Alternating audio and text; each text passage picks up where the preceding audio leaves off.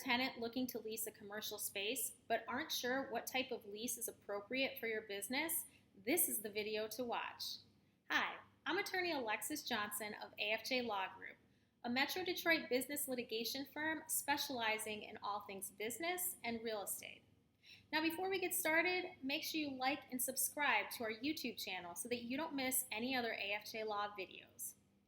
I'm going to provide a brief overview of the three most common commercial leases, which are full-service gross leases, percentage leases, and net leases.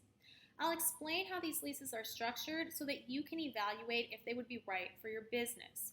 But if you have questions or are just starting to look for commercial space or even negotiating the lease terms, be sure to reach out to my team, afjlawgroup.com, or call or text 248-266-2135. Now, let's get into it.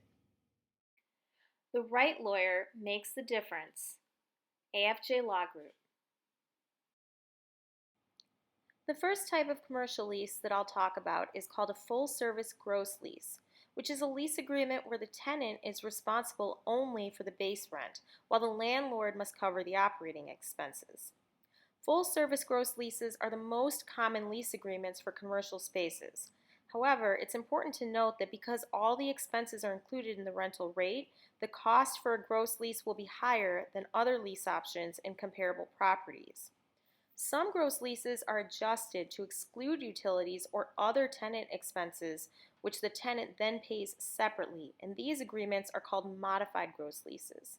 However, in my experience, it's more common for a gross lease to have a single monthly payment and stipulate expense caps on tenants' portion of the included fees.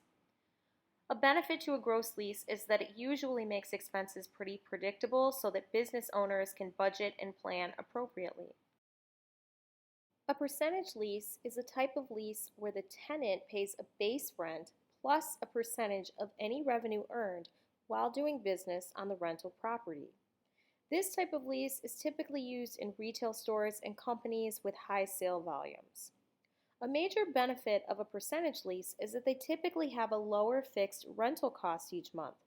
Also, percentage leases are attractive to tenants with both large and small sales because they benefit from subliminal marketing of other shops that are in close proximity in multi-tenant buildings.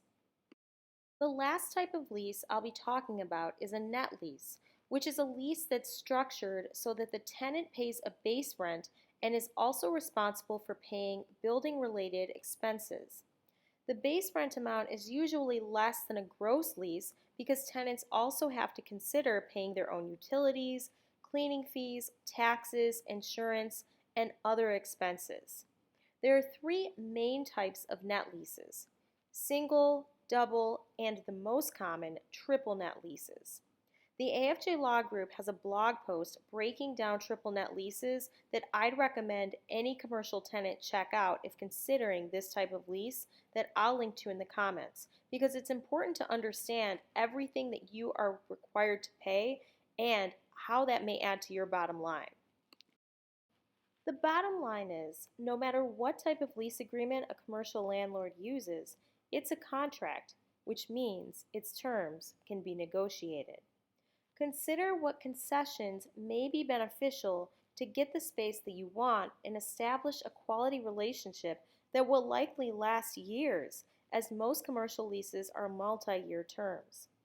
It's always helpful to work with a real estate attorney when preparing, reviewing, or negotiating lease terms to ensure you get the best outcome for your business.